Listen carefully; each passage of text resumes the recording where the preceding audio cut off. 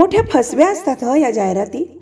दिवाळी तोंडावर आली की उंच पुऱ्या तुळतुळीत बायकांना चांगले कपडे चढवून महागड्या दागिन्यांचे खोकेच्या खोके मडवतात. पण कधी स्टुलावर चढून भिंतीच्या कोपऱ्यात ती जळमट पाडणाऱ्या, केस पिंजारलेल्या घामाघूम बायका दाखवत नाहीत.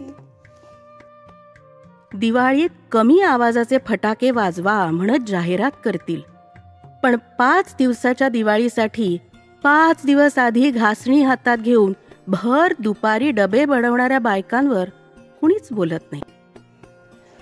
कॅलेंडर सांगतं दिवाळी 5 दिवसांची. अगदी खोटं सांगतं कॅलेंडर. दिवाळी 5 दिवसांची नाही, 15 दिवसांची.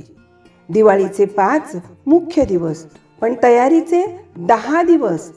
पण हे 10 दिवस फक्त बायकांचे असतात ना, म्हणून त्याचा कुठेच उल्लेख नसतो. फराळाची तयारी ती वेगळीच.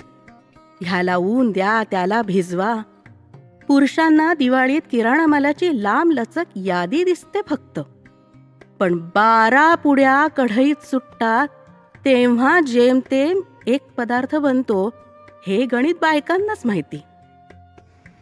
हो, साधा चहा बनवायला 5 मिनिटं गॅस समोर उभं राहिलं की चहाच्या आधी आपणच उकळायला लागतो. एवढं आपल्याला उकडायला होतं. पण घरदार शांतपणे जेवून झोपलं ना की बायका रात्रभर फराळ तळत असतात. सांगा बरं त्यांचं काय होत असेल. आपला धर्म, आपली संस्कृती, सण समारंभ बायकांनीच इथवर ओढत आणलेत. बायका नसत्यात तर आपली दिवाळी कशी असती जरा कल्पना करा. नको त्यांना तुमची मदत.